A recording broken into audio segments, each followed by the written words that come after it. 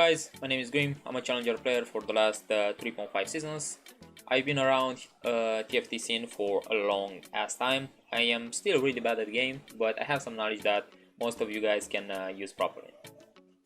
Today we're gonna talk about scouting and positioning because this is one of the most basic skills in TFT, but nobody knows how to do it properly. So let's talk about it and see what we have to do. As a general rule, you should scout at least twice every stage. Once you should scout at carousel and once at the PV round. This way you can make an idea of people's strength and what people build. Let's talk about the early game. Early game, you may think that, you know what, scouting is not that important, and I agree, but no. Riot made some changes, so now early game is really important, and if you are not paying attention to it, you get an 8. The first thing you should pay attention in the early game is the strength of the lobby. If you do not have any upgraded units or you don't have any items you can make, most likely it's better to go for a loot streak. But you should scout and see what people make. If someone made an Infinity Age, for example, you already know that he might play Ashe, Warwick or Jhin. So you have a few comms that you can play that are not involving that item. Also, if you see someone making AP items, you can also try to go for a Dragon Claw. If someone made already an Infinity Age, most likely it's better to go for a Bramble Vest, you know. Another thing you should pay attention to is the position of the champion. For example, let's say you have a carry in the backline, safe. Nobody can touch it. Wrong. If there's an assassin, they might stun your ass and your damage dealer is gone. So pay attention, see where they position their assassins and try to move your carry. If you have an assassin, you can do the same stuff. Move that assassin to stun the enemy carry. That's very important. The last thing you should pay attention to early game is the reroll comps. Because if someone has a Nami with Luden Seko or a Chosen Yasuo with Infinity Age or a Chosen Moonlight, guess what? They're gonna go for the reroll comps. And if they do that, it's pretty easy to decide what to play. You don't play those, you go for something that it's uncontested and you get top 4 and get the fuck out. That's it. Mid game, you should look for the same stuff I told you earlier, but on top of that you should pay attention to what units they have. Because between 3.2 and 4.1, people already decided what they're gonna play. For example, if someone has an Ashe with an AD item, guess what? He might play Ashe most of the times. If he has a Jhin with AD items, you know, it kind of makes sense. So the only exception is if you have perfect items for something. Let's say you have perfect items Warwick, but someone already is playing Warwick, you can try to contest that. Might not be the smartest decision, but if you hit, you're gonna destroy everything. But if you don't, be ready for an 8. Let's talk about positioning. Some people told me that they do not know why they do certain stuff. For example, why is everyone in the front line in the middle and not in a corner? Why have Ahri in the corner and a lot of champions around it? I'm gonna talk about some units that are the most used. I cannot talk about all of them because it's fucking boring for everyone. So here are some general tips for the most played units in the game.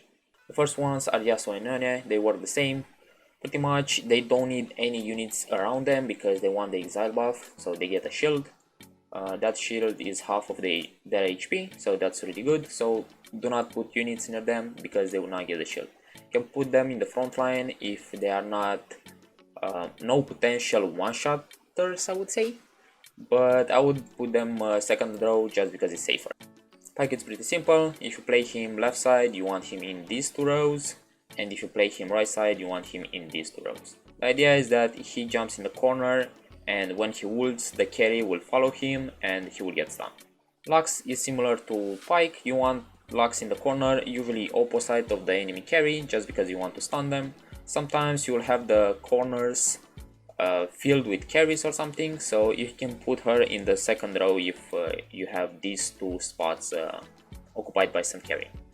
The main carry of the comp, usually you want it in the corner, you want some units around it so it doesn't get focused by assassin or something, but what's really important is to have a unit in the front line, just because you don't want the enemy team to come in this corner and destroy your Ashe before she can deal the DPS. Irelia pretty simple. You want her in these 2 corners because she has potential to either ult the enemy carry if it's in a corner, or she can stun as many people as possible in the middle part here. Shen is a really strong unit.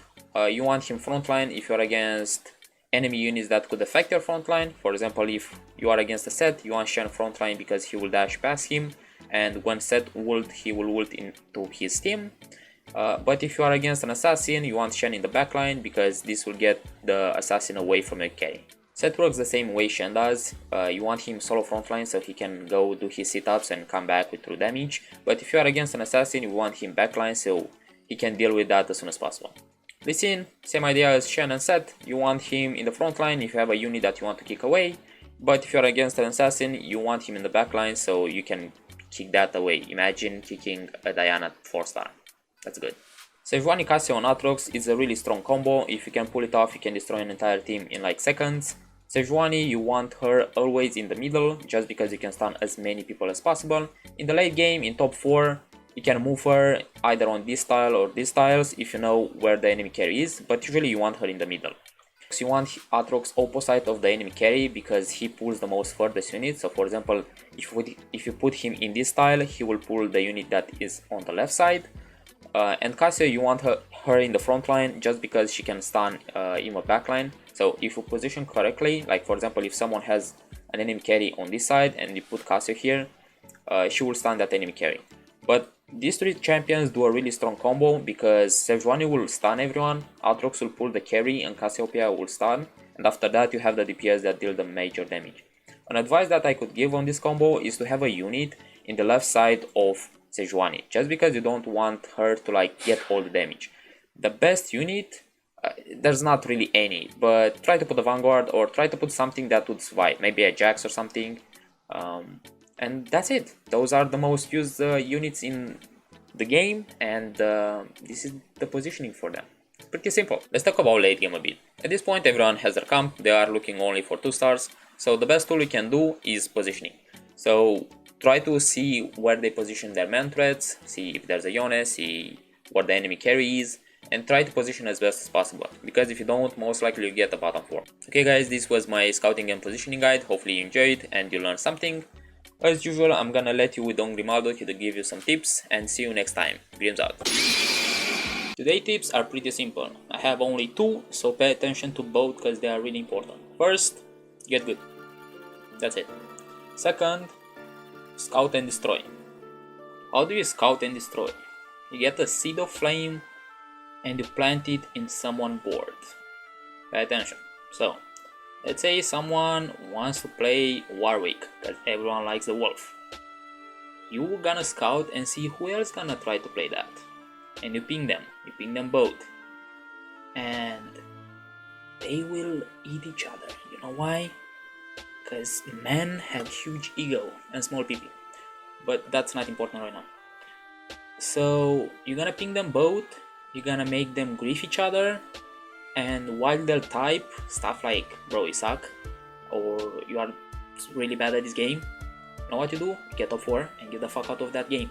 It's pretty simple, it works every time, do it.